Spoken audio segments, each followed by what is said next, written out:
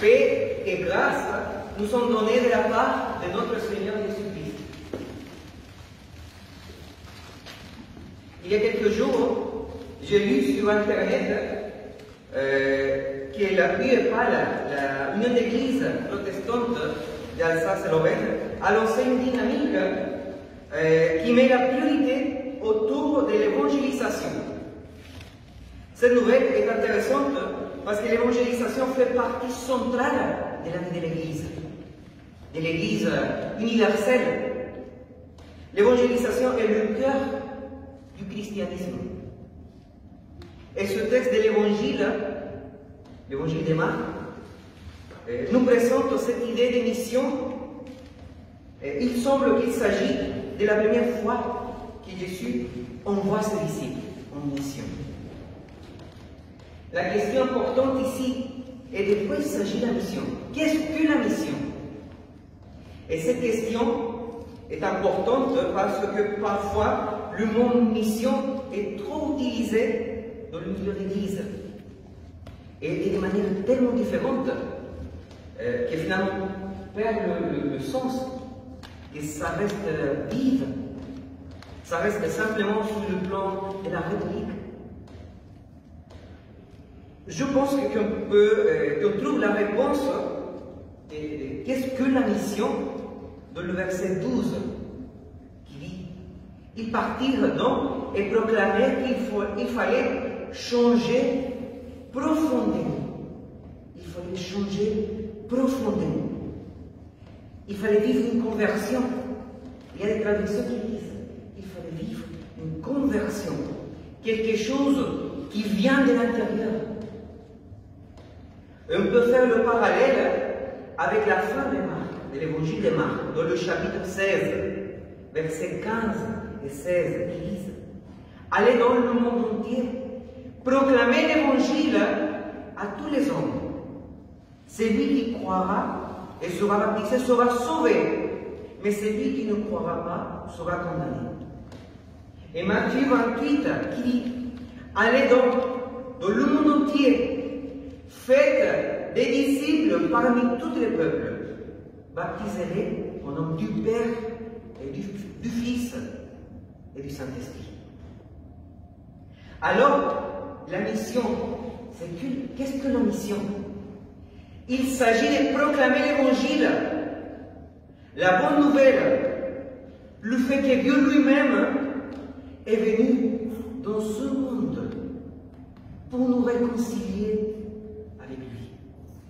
Que malgré les circonstances, les difficultés de la vie, l'angoisse, la peur, la douleur, Dieu nous aime. Et Dieu nous aime d'une manière inconditionnelle. Et il nous permet de vivre en relation avec lui. Qu'il nous donne une nouvelle identité, il nous donne une nouvelle vie. Il s'agit de proclamer que peu importe ce que nous avons fait, les crises que nous avons vécues, les choses que les personnes pensent ou disent sur nous, même les choses que nous pensons de nous-mêmes, en Christ, par son sacrifice, nous avons un nouveau statut, enfant de Dieu, enfant de Dieu, notre nouveau statut. Et ce message est en même temps un appel qu'il faut changer profondément. Il faut changer profondément. De cette même façon a commencé le ministère de Jésus. Au début, il a dit « Le royaume de Dieu est proche. Changez, changez et croyez à l'évangile. » Comme je vous ai dit, le message de l'évangile, c'est un appel à la conversion des âmes. Tout au long de la Bible, dans toute l'histoire biblique, nous pouvons voir que même cette conversion est le résultat de l'action de l'Esprit Saint en nous. de sa présence qui nous change. Finalement, tout est grâce. Tout est grâce. Je me souviens de grâce avec moi. Tout est grâce. C'est Dieu qui prend l'initiative de venir nous chercher. Et c'est lui qui nous fait comprendre, par l'action de son esprit en nous, que nous avons besoin de son amour. Que nous avons besoin de vivre en communion avec lui. Ce texte dit tout à la fin que les 12 chassaient aussi beaucoup de démons et guérissaient de nombreux malades. Dans l'évangile de Marc, on voit assez souvent au livre que Jésus était en train de chasser des démons ou de faire des miracles, mais c'est impressionnant. Il était en train de faire des miracles à tout le monde, tout le temps. C'est quelque chose de très central dans son ministère, au moins dans cet évangile de Marc, dans son emploi des temps, on pourrait dire. On pourrait se demander ici, quelle est l'importance de cette activité surnaturelle qui était très présente dans la mission des 12? Et pourquoi celui qui a écrit cet évangile a trouvé pertinente de dire que les 12 faisaient des miracles? Je pense qu'il est important de faire le lien entre cette mission des 12 et ce que Jésus avait commencé à dire au début de son ministère. Le royaume de Dieu est proche. Alors, cette mission s'agit d'annoncer l'arrivée d'un royaume, celui de Dieu. Et l'appel à la conversion aussi. Les deux choses ensemble. Ce royaume qui arrive vient à restaurer la création, à transformer les conséquences de ce monde déchu. Et parmi les conséquences, on trouve les maladies, la présence du mal, etc. L'Épître aux Romains dit que toute la création attend la rédemption. Ce royaume de Dieu, vient pour transformer le monde. Et pour ça, nous voyons dans l'Évangile une préoccupation de Jésus pour les malades, pour les possédés, pour ceux qui sont victimes des injustices, etc. En résumé, on pourrait dire que la mission s'agit d'annoncer que Dieu veut réconcilier le monde avec lui. Et pas seulement les personnes, mais tout ce qui existe, toute la création. Et dans ce contexte de réconciliation, il demande la repentance.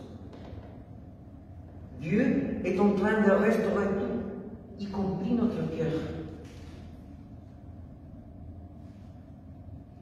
Ce mandat, ou cet appel à la mission, n'était pas seulement pour les 12, mais pour nous tous. Même aujourd'hui, en 2021, pour les membres de l'église Saint-Marcel, de la paroisse Saint-Marcel. Dieu nous a donné la force de l'Esprit Saint pour proclamer l'Évangile partout. Est-ce que vous pensez que la paroisse de Saint-Marcel, Trinité, peut s'engager dans la mission à tel point que l'Évangile va être prêché partout à Paris? Que ce temple sera encore beaucoup plus rempli? Ou que cette paroisse sera la force mobilisatrice de l'inspection intérieure de Paris? Parfois, on doute beaucoup sur le potentiel que nous avons pour annoncer l'Évangile, pour nous impliquer dans la mission. Parfois, on pense beaucoup sur les ressources qu'il faut avoir pour l'évangélisation. J'ai grandi dans une toute petite paroisse et on avait cette mentalité. Oui, on peut évangéliser. Oui, on peut évangéliser. On peut parler des Jésus à nos proches. Mais on ne pourra pas faire grand-chose. On pourra parler à nos proches et c'est tout.